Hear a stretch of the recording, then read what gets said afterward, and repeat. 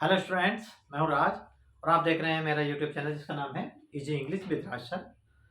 तो जो हमने सीरीज चला रखी है नरेशन की यानी डायरेक्ट इनडायरेक्ट की, तो उसका ये आज का नेक्स्ट वीडियो होने वाला है इम्पेरेटिव सेंटेंस का। चैनल पर अगर नए हैं तो चैनल को सब्सक्राइब कर लें और साथ में वीडियो को लाइक शेयर वैसे करते रहना। तो आज का हमारा जो चैप्टर है वो इम्पेरेटिव सेंटेंस का है।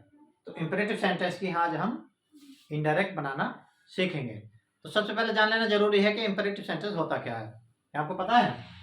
चलो, अगर पता भी है तो दोबारा समझ लो और नहीं पता है तो जान लेंगे आज इंपेरेटिव सेंटेंस क्या है।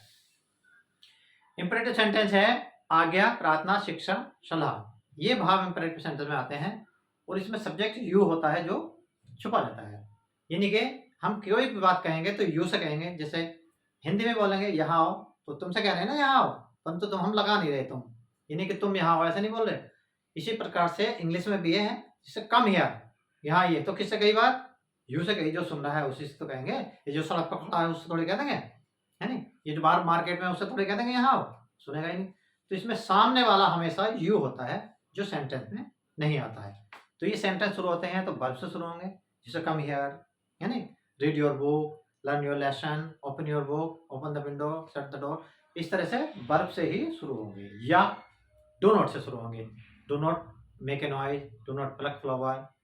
तो ये जो सेंटेंस है इंपेरेटिव सेंटेंस वर्ब से शुरू होंगे, डू नॉट से शुरू होंगे, ऑलवेज, नेवर, प्लीज, काइंडली, इन चीजों से ये शुरू होते हैं। थोड़ा सा लिख लेते हैं इसको। इंपेरेटिव सेंटेंस को पहचान जब याद अगर नहीं भी है तो लिख लेंगे। जैसे कि आज्ञा,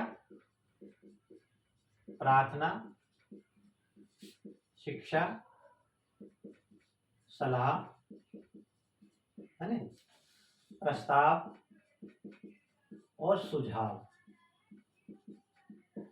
आदि भाव प्रकट होते हैं। ये तो भाव हो गया ना। इनमें सब्जेक्ट हमेशा यू होता है, यू होता है जो छुपा रहता है, सेंटेंस में आता नहीं है, छुपा रहता है। तीसरी एक चीज और है, ये sentence verb, do not, never, always, please, kindly और लेट से शुरू होते हैं। लेट से शुरू होते हैं। जैसे कि ओपन द डोर, वर्ब से शुरू हो गया, यू नहीं आया। Do not plug flowers, do not से शुरू हो गया। Always speak the truth. इस प्रकार के जितने भी सेंटेंस है ये सब इंपेरेटिव सेंटेंस होते हैं। तो सबसे पहले पहचान हो गई इंपेरेटिव सेंटेंस किसे कहते हैं। अब जान लेते हैं इनके इनडायरेक्ट कैसे बनाई जाती है। तो इनडायरेक्ट का क्या है? सबसे पहले रूल नंबर 1, ये पहचान थी, पहचान सैड। सबसे पहले सैड या सैड टू आता है। सैड या सैड टू को भाव के अनुसार बदलते हैं, भाव के अकॉर्डिंग बदलते हैं, जैसा भाव होगा। यानी कि आज्ञा का भाव होगा तो किस में बदल देंगे? ऑर्डर्ड, है ना। प्रार्थना का भाव होगा तो बदल देंगे रिक्वेस्टेड। सलाह का या शिक्षा का भाव होगा तो बदल देंगे एडवाइज्ड में। मना करने का भाव होगा मना करना तो बदल देंगे हम फॉरबेड में। फॉरबेड में इसमें नॉट नहीं आता। फॉरबेड ने मना करना, ना तो इसमें ही आ गया तो नॉट का काम ही खत्म हो गया। तो इस वाले वाक्य में नॉट नहीं आएगा, जब बीच में हो गया तो फॉरवर्ड का मतलब ही मना करना है तो नॉट नहीं आएगा इसमें। ठीक है, अब फॉरवर्ड हो गया। आदेश देना, आदेश जैसे सेना में टीम में चलता है तो कमांडेड हो गया, कमांडेड। और निर्देश देना इंस्ट्रक्टेड हो गया, इंस्ट्रक्टेड। तो आदेश जैसे सेना में टीम में है, टीम में कप्तान देता है, सेना में कैप्टन देता है, तो वो माना जाता है हमारा कमांड में आएगा वो। और इंस्ट्रक्टेड क्या होता है? इंस्ट्रक्शन होते हैं सजेशन प्लस ऑर्डर दोनों को मिलाकर बनता है इंस्ट्रक्शन। यानी कि एक ऐसा रूल जो तुम्हें मानना भी पड़ेगा और मानने के लिए तुम फोर्स भी नहीं हो, है ना। जैसे कि हम एग्जामिनेशन हॉल में बैठे हैं, we are sitting in examination hall and some जो invigilator is giving us some instruction that we have to follow them, हमें उनको फॉलो करना ही पड़ेगा। जैसे कि right on the both side of your notebook, अपने कॉपी के दोनों तरफ लिखिए, ये इंस्ट्रक्शन है, यानी अच्छी बात है। उसमें एडवाइस भी है और ऑर्डर भी मिक्स होता है, तो उसको बोलते हैं हम इंस्ट्रक्टिव। इसको बदल लेंगे, सेट सेट को इन चीजों में भाग के अनुसार हम बदल लेंगे। दूसरा क्या है हमारा? टू से जोड़ते हैं, टू से जोड़ते हैं। दोनों स्पीच को किससे जोड़ेंगे? सबसे पहले हमने किससे जोड़ा? दैट से जोड़ा। उसके बाद हमने इफ से या वेदर से और क्वेश्चन वर्ड से जोड़ा। और इस बार हम जोड़ेंगे टू से। यानी कि किस प्रकार जोड़ेंगे दोनों स्पीच को? वर्ब से पहले टू लगाते हैं, वर्ब से पहले टू लगाते हैं। टू लगाना कहाँ है ये बता दिया। किससे जोड़ेंगे? टू से जोड़ेंगे दोनों स्पीच को। तो एक एग्जांपल लेते हैं अब, जैसे कि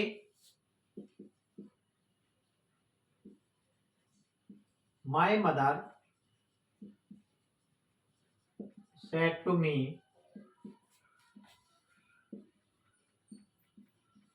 do not play in the sun, धूप में मत खेलो। अब डू नॉट वाला सेंटेंस है, तो डू नॉट वाला सेंटेंस इस प्रकार का है कि इसमें ऑर्डर भी हो सकता है और एडवाइस भी हो सकती है।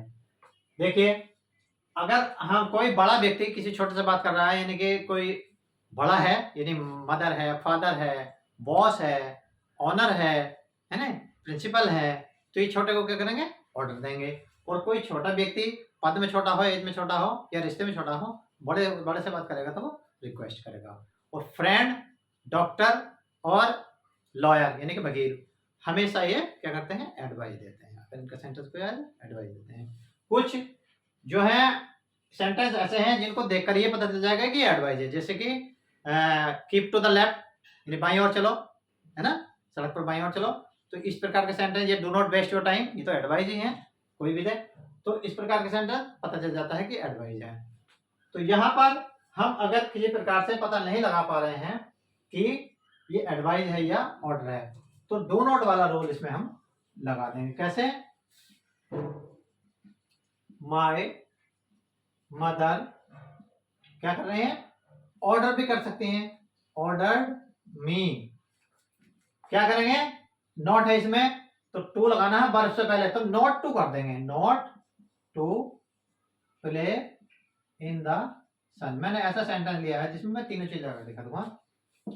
या माय मदर एडवाइस भी तो दे सकती है मां कि धूप में मत खेलो, एडवाइज्ड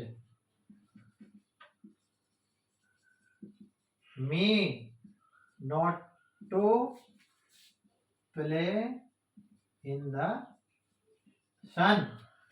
और अगर हम जान नहीं पा रहे हैं कि एडवाइस का भाव है या ऑर्डर का भाव है, तो डू नॉट वाला रूल लगा देंगे। डू नॉट वाला कहाँ गया?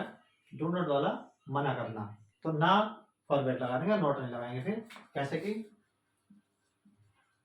My mother forbade me to, not नहीं आने का इस बार, क्योंकि नॉट इसमें आ गया। धूप में ना खेलने से मना थोड़ी करिए, धूप में खेलने से मना करिए। तो टू प्ले इन द सन, इस तरह से हम कर पाएंगे। ठीक है। तो अगर प्लेज वाला आ गया, जैसे प्लेज वाला कोई सेंटेंस आ गया, the poor man said to you please help me. तो प्लीज वाला आगे तो बिल्कुल ही क्लियर है कि हाँ ये तो रिक्वेस्ट ही कर रहा है प्लीज वाला। तो ऐसे में क्या करेंगे, प्लीज को हम हटा देंगे, प्लीज को हटा देते हैं। कैसे? द पुअर मैन क्या कर रहा है, रिक्वेस्टेड यू, प्लीज हटा दिया, टू से जोड़ देंगे, टू हेल्प मी। आई का ऑब्जेक्ट है मी, आई किसके अनुसार जाएगा, पुअर मैन के, सब्जेक्ट के अनुसार जाता है ना आई। तो आई गया पुअर मैन के, तो पुअर मैन का ऑब्जेक्ट क्या हो गया, प्रोनाउन चार्ट में देख लेंगे, हिम होगा। यानी एक वचन पुरुष है ना पुअर मैन, तो एक वचन पुरुष का ऑब्जेक्ट बनेगा हिम। इस प्रकार से हम यह बदल लेंगे। तो जैसा भी भाव होगा, भाव हम देख लेंगे, आगे का भाव है तो ऑर्डर में बदल देंगे, और प्रार्थना का भाव है तो रिक्वेस्ट में बदल देंगे, और अगर एडवाइस का भाव है तो एडवाइस में बदल देंगे हम यहाँ पर, ठीक है। और अगर सेना की या उसकी टीम की कोई बात हो रही है तो कमांडर में हम बदल देते हैं उसको, ठीक है। तो ये था हमारा इंपरेटिव सेंटेंस सिंपल वाला। अब लेट वाले वाक्य और बचे हैं इसमें, ये भी देख लेंगे, या तो इसका स्क्रीनशॉट ले लेंगे या वीडियो को पॉज करके इसको नोट डाउन कर लेंगे, ठीक है। चलिए अब देखते हैं हम लेट वाले वाक्य।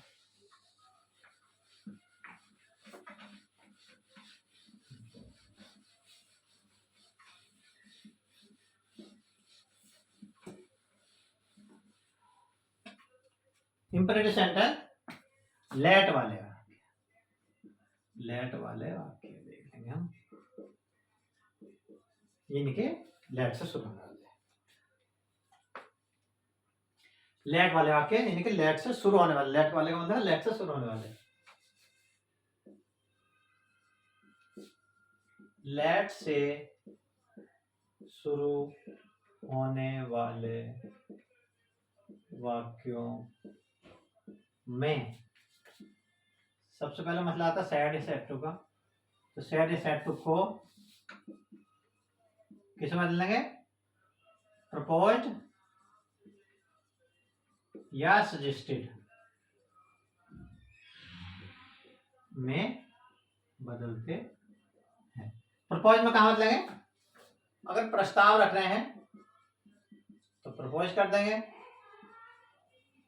और सुझाव अगर हम दे रहे हैं तो कर देंगे हम सजेस्टेड। प्रस्ताव, इसे खेलने के लिए जा रहे हैं, सिनेमा देखने के लिए जा रहे हैं, मौज मस्ती करने जा रहे हैं, प्रस्ताव हो गया। और सुझाव, आओ पढ़ें, पढ़ने चलें और समय नष्ट नहीं करें, है ना।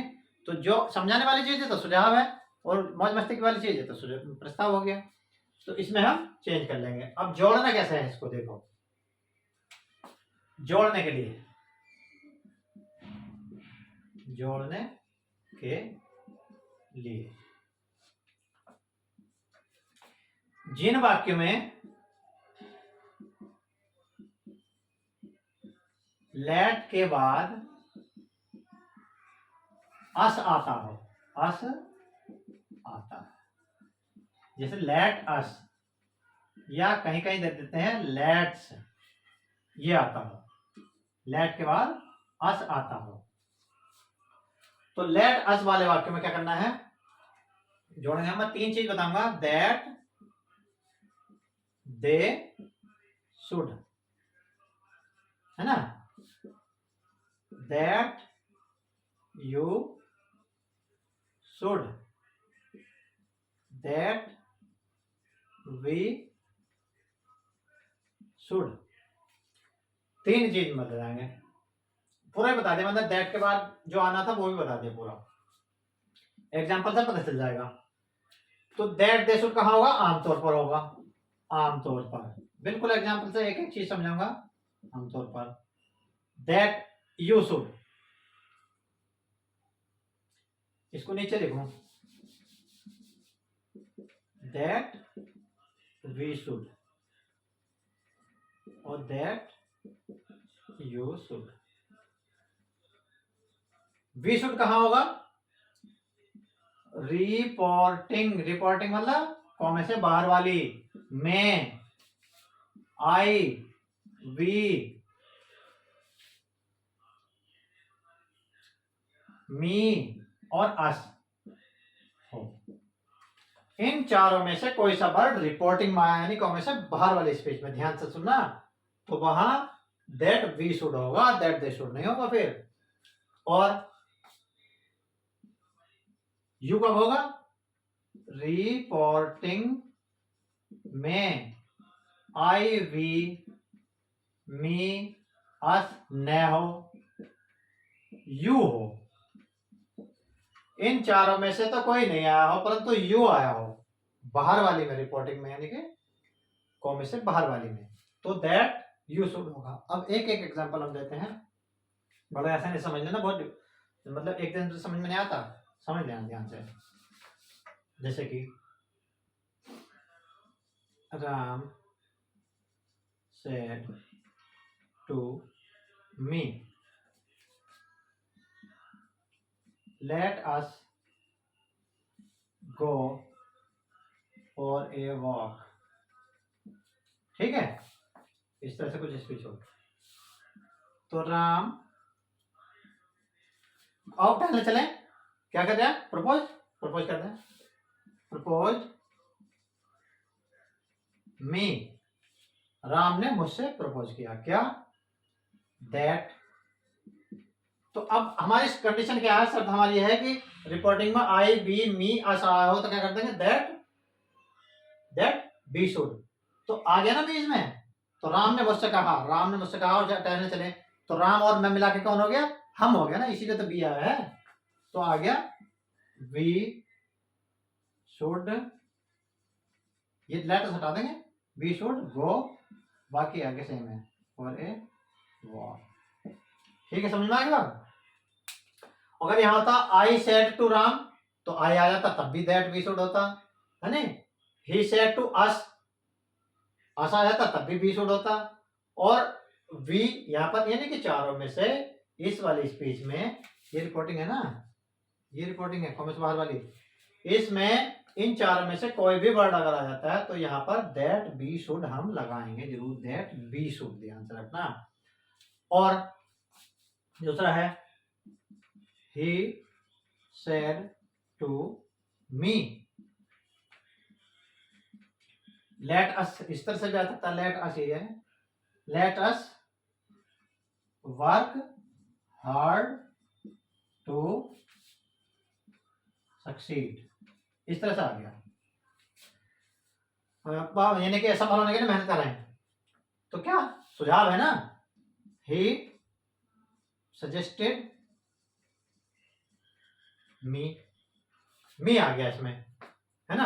अरे मी वाला तो मैंने बता दिया था, यू लगाओ इसमें, यू लगाओ। तो यू वाला कैसे करना है?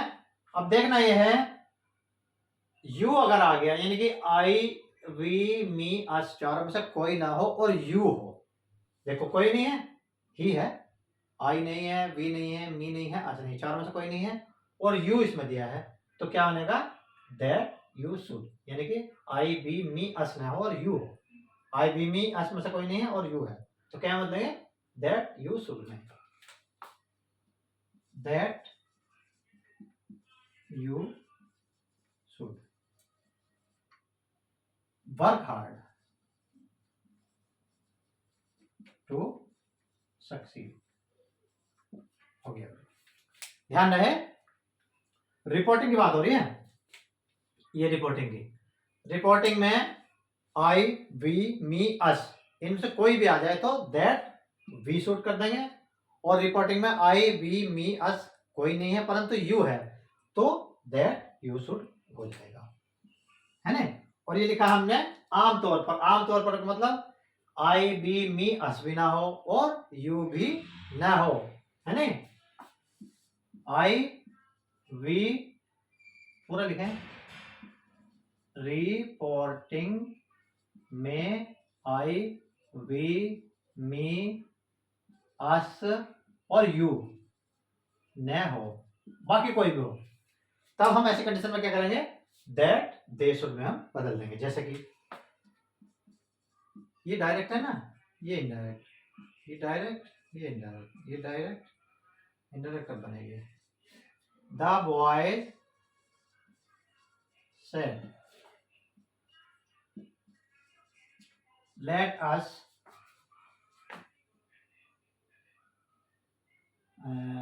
गो to cinema. Let us go to cinema, cinema देखने चले, मौज मस्ती, यानी कि तो क्या हो गया? प्रपोज्ड। तो पहले तो हम बदल देंगे सेड टू को, द सेड ही है खाली, द बॉयज प्रपोज्ड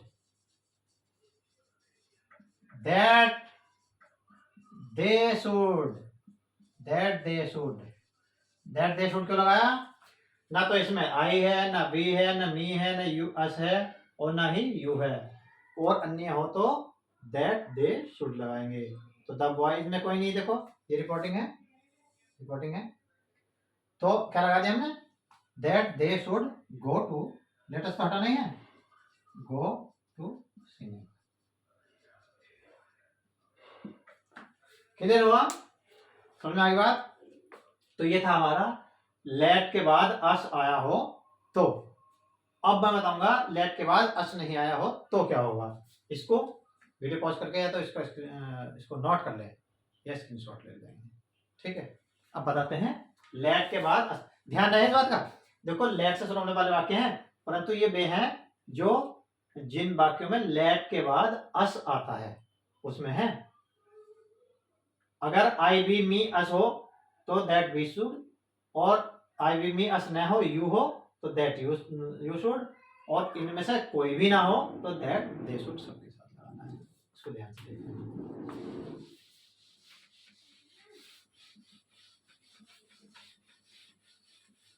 दूसरा क्या है?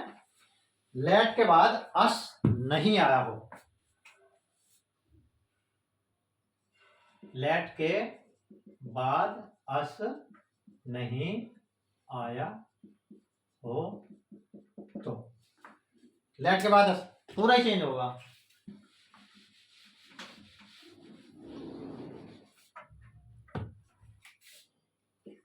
लेट के बाद अस नहीं आया हो तो लेट के बाद अस नहीं आया तो भाव के अनुसार से जो है प्रपोज में और सजेस्टेड में बदलना जरूरी नहीं है कि इसमें भाव के अनुसार बदलते हैं।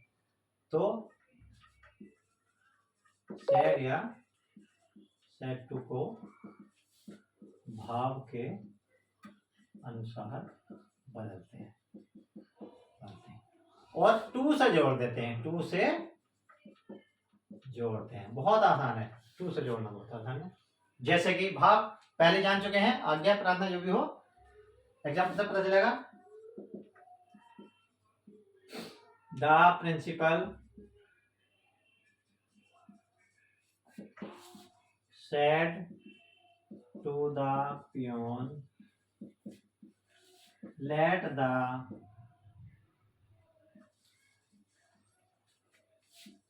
guardian come in।